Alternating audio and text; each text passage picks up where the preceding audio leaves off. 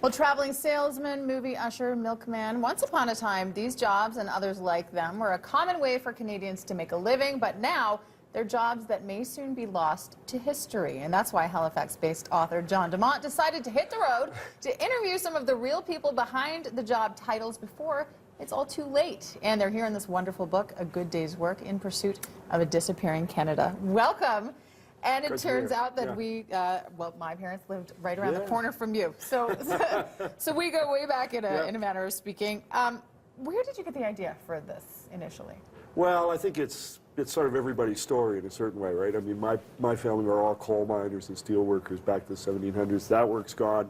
Working in a newspaper, I don't know for how much longer. Right. Well, that actually came up in the newsroom yesterday. So that's sort of an interesting perspective for you, being a newsman and exploring all of these.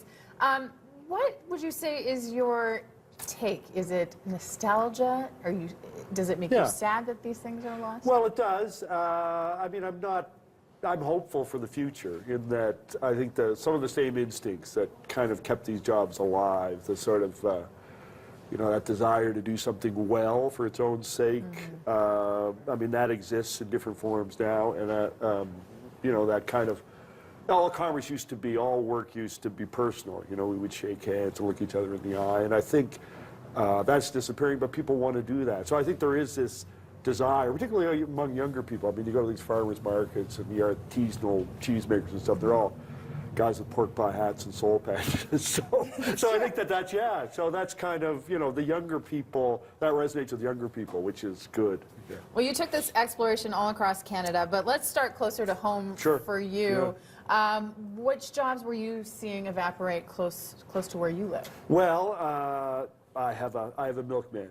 And I think he was probably your parents' milkman. Yes. And this guy he's a great guy, and his father was my parents' milkman. He started out with a buggy and a horse and all that. So that's going, right? I mean, that's all disappearing. I mean, when I was in St. John, just doing some promo work, the last milkman in St. John had done his last day while I was there. So that's going. I mean, I talked to a blacksmith. I mean, there used to be thousands of blacksmiths. There's hardly any locomotive guys. There's very few of those. So I mean, it's you see it across the board in all kinds of sectors, really. And you came to Alberta, to Hannah, Alberta, to talk to a female rancher. Tell me about she was her. wonderful.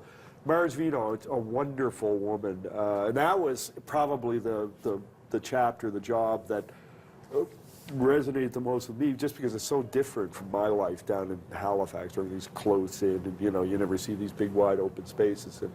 And so she was great, just where she lives, her work, but also she got this amazing story. Her first husband died years ago, and she had to raise a daughter alone, running this ranch, this cattle ranch, way out in rural Alberta, man's world. She's done it spectacularly.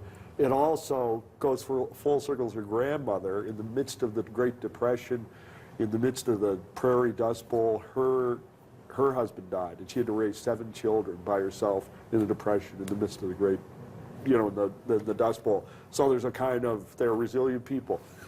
Now, these stories, I mean, that you can take them as sort of individual stories, but what do you think that we, as a country, are losing when we lose these jobs? Well, I think work is a sort of living history, really. I mean, it goes right back. I mean, some of these trades and things, they go back hundreds of years and longer in some cases. So you lose that connection to the past, so that's not good. I also think we are losing that, and it's not just in Canada, it's everywhere in the industrialized world, that personal sort of thing, right? Everybody sits at home and they in their pajamas working on the internet.